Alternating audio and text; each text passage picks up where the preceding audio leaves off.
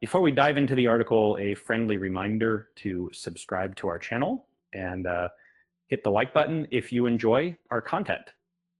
As a longtime enthusiast of historical dramas and a connoisseur of character arcs, I find myself both captivated and disheartened by the trend of killing off main characters in mass at the end of series that take from employer and then being access to vengeful. It's as if the creators are trying to outdo each other in the art of tragic storytelling, leaving fans like me heartbroken yet intrigued. Many exceptional TV shows that made a name for themselves by abruptly ending major characters early in the series continued to thrive and achieve greatness. On the other hand, some of the best television shows ever created delay the deaths of their principal characters until the final season. As they build up to some of the most memorable series endings, these death-laden final seasons have served as a powerful means to bring each show to a natural conclusion by killing off many of the main characters. And it Lost 2004 to 2010, created by Jeffrey Lieber, J.J. Abrams, and Damon Lindelof, and often praised as one of the best and most impactful shows ever produced for television. Lost quickly earned a reputation for unexpectedly killing off major characters without much notice. This popular series, filled with mystery and intrigue, kept viewers on their toes, concluding its six-season run in a climactic finale where beloved original cast members and new main characters were ruthlessly written out. For Feast back, I think that's the case that made amongst HBO's most renowned original series and infamous for its stark portrayal of prison life. The drama series Oz mirrors the relentless harshness of its setting with an unapologetic finale that saw several major characters meet violent ends. As the sixth season of this HBO production came to a close, a significant number of prominent main characters had met their grisly demises in various brutal ways.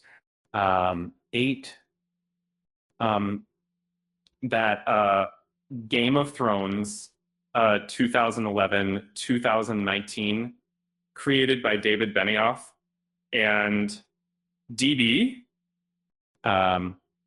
Weiss, without a doubt, HBO's hit fantasy series Game of Thrones is renowned for its ruthless elimination of main characters.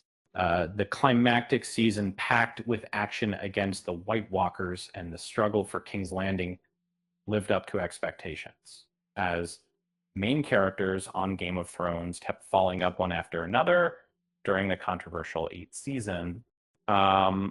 Next, Blake 7, created by Terry Nation. And it was believed about what Ananton Blake was going to be Terry Nation. Modestly produced BBC series, now revered as a cult favorite. Blake's 7 stands out for its exceptionally intense final seasons. The television space opera started its 4th and concluding season with the surprising death of a major character, Tally, played by Jan Chappell. This shocking event served as an ominous indication of events to follow. 6, Spartacus, created by Stephen Estes and Sam Raimi, and from 2010 to 2013, the television series Spartacus aired on Starz, often overlooked, yet remarkably underrated or perhaps even unmatched in terms of historical accuracy. This sword in sandals drama is also known for its exceptionally violent final season, War of the Damned, which aired in 2013. This series finale depicted the heartrending demise of Spartacus's slave rebellion, with many of the show's key characters meeting their grisly ends. As the Starz series concluded dramatically, five Vikings, created by Michael Hurst. As a diehard fan of historical dramas, especially those rooted in the epic tales of the fearless Viking Ragnar Lodbrok, I got to say that Vikings stands out as one of the most successful and enduring series ever produced. Over 6 critically acclaimed seasons from 2013 to 2020, this show masterfully wrapped up numerous plot lines, a task made more dramatic by the significant number of key characters met their end. And 4, the young ones, Mayal, Rick Mayal, Lise Mayal, and Alexei Sayle. Due to the cheerful atmosphere of sitcoms, it's rare for them to have plots involving the death of main characters.